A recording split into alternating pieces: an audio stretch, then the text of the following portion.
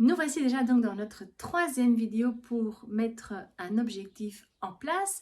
Et cette troisième vidéo est consacrée à travailler notre objectif. Souvenez-vous, à la fin de la deuxième vidéo, nous avions mis en place notre premier objectif. Eh bien, nous allons travailler cet objectif. Le premier point, c'est écrivez la déclaration de mission personnelle. Et oui, vous pouvez aussi penser au but de votre vie. Qu'est-ce que vous avez envie d'atteindre là, in fine? Et faire une sorte de déclaration de mission dans votre petit carnet bonheur. Bonne déclaration à vous. Alors, nous voici déjà donc dans le deuxième point pour travailler sur l'objectif. Eh bien, c'est de méditer vos intentions. Alors, méditer, ça veut dire installez-vous confortablement et prenez le temps de penser, le temps de réfléchir à votre objectif pour que vous puissiez mettre les choses de manière plus concrète dans votre tête et imaginer votre objectif dans votre tête.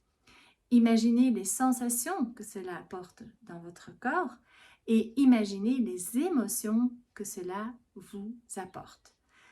C'est une bonne réflexion, c'est une méditation sur votre objectif. Et bien entendu, prenez toujours votre petit carnet pour votre objectif de vie et notez toutes ces sensations, émotions et intentions.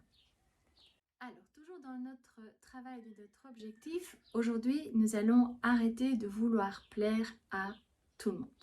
Vous avez mis votre objectif en place et imaginons que votre ami ou votre amie vous dit « Oh non, ne fais pas ça parce que ceci, parce que cela » et que du coup vous attrapez peur et vous n'avez plus envie, vous n'osez plus mettre votre objectif en place. Eh bien non. Vous aviez choisi de mettre cet objectif en place et vous allez vous écouter vous et non pas votre ami ou votre parent ou votre conjoint, peu importe, ou conjointe. Vous avez choisi votre objectif et vous allez écouter votre propre cœur, votre propre ego pour mettre votre objectif en place. Arrêtez de vouloir plaire aux autres. Parce que sachez que vous n'y arriverez jamais. Il y aura toujours une personne que vous allez décevoir dans votre décision. Et ça, c'est inévitable. Alors, voici déjà donc notre quatrième point pour travailler votre objectif, c'est faire une liste d'actions à faire. Je vous l'avais dit, votre objectif, il est là, mais il y a des étapes pour y arriver. Eh bien, c'est le moment de prendre votre petit carnet et de noter les étapes. Imaginons que vous voulez faire du sport. Donc, la première chose à faire, c'est de savoir quel sport vous avez envie de faire. Regardez autour de vous qu'est-ce qu'il y a comme sport, peut-être dans votre environnement, pour ne pas devoir rouler trop loin. Peut-être les gens qui font du sport autour de vous et que cela vous plaît, qui vous inspire, allez voir ce qu'ils font sur le terrain. Donc, recherchez d'abord le sport. Regardez en fonction de votre horaire si c'est possible, en fonction peut-être de votre famille, de votre organisation.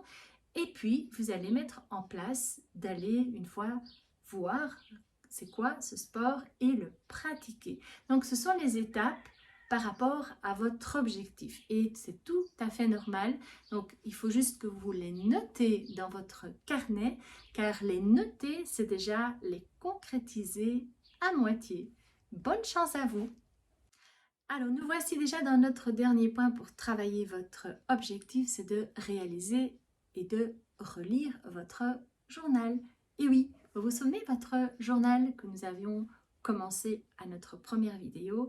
Eh bien, pensez à relire ce que vous aviez noté. Souvenez-vous, vous aviez pris une page par question, vous aviez pris une page pour des réflexions. Eh bien, il est intéressant de le relire de temps en temps. Pourquoi? Parce qu'on a tendance à oublier, on a tendance à revenir à notre zone de confort parce que l'inconnu fait un petit peu peur.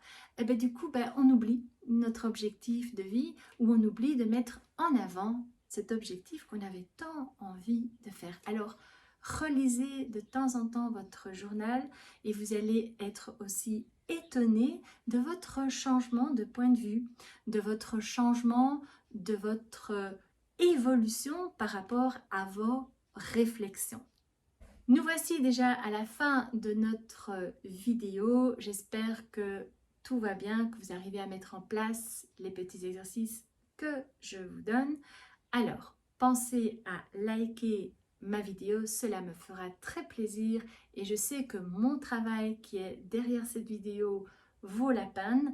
Si vous avez des commentaires, n'hésitez pas. Si vous avez des idées, des envies, n'hésitez pas, notez-les. Likez ma page Facebook. Vous pouvez également vous abonner sur mon Instagram. Il y a un programme hebdomadaire basé sur de la sophrologie, de la pleine conscience, de la psychologie positive. Alors allez-y, donnez-vous du bien à vous-même. Il n'y a que vous qui puissiez vous le donner. Je vous dis à bientôt pour une autre vidéo. Au revoir.